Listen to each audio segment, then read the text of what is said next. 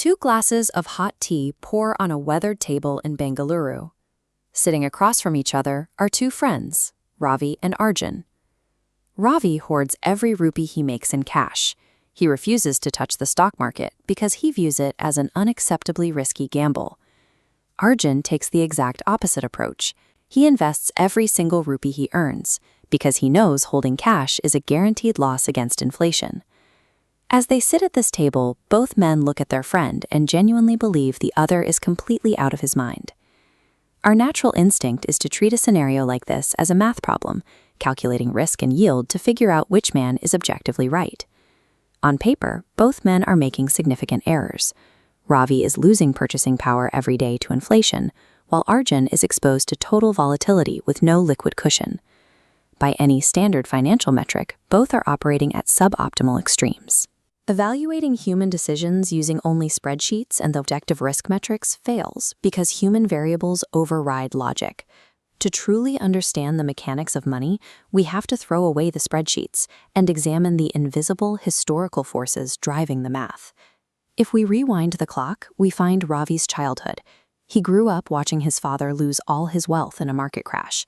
Watching his family struggle with poverty for years shifted his priorities.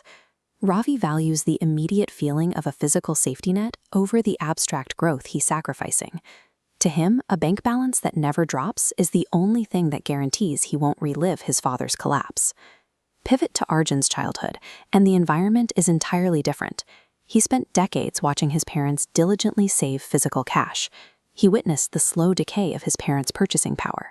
That experience taught Arjun that stagnant cash is a melting asset, that doing nothing with money is the surest way to lose it. Neither man is crazy. Their seemingly irrational financial extremes are rational survival responses to their specific lived experiences. Everyone makes money decisions based on their personal experiences, their fear and pain, and their environment. To understand this, imagine three different people see the exact same rain. For a farmer, the rain is good. It means crops will grow. For a delivery boy, this exact same rain is bad because his work becomes hard. But for a child, the rain is fun and it's a chance to play. Macroeconomic events like an inflation spike or a sudden market dip are just like the rain. They exist neutrally until they pass through the subjective filter of a person's life experience. Operating without this psychological awareness leads to specific risks. First, you might blindly copy financial advice from someone whose foundational life experience contradicts your own reality. Second, you end up judging peers or family members for their money habits without ever investigating the financial difficulties they survived. But the most significant risk is the one we inflict on ourselves. We convince ourselves that our emotional, fear-based choices are actually grounded in objective logic. Failing to recognize these hidden variables leads to decisions that make sense on paper, but feel like failures in our own lives because we're chasing someone else's definition of safety. There is a simple rule to break this habit. The next time you see someone doing something strange with their money, shift your internal monologue. Stop asking why they are being dumb and start asking what they went through to think like this.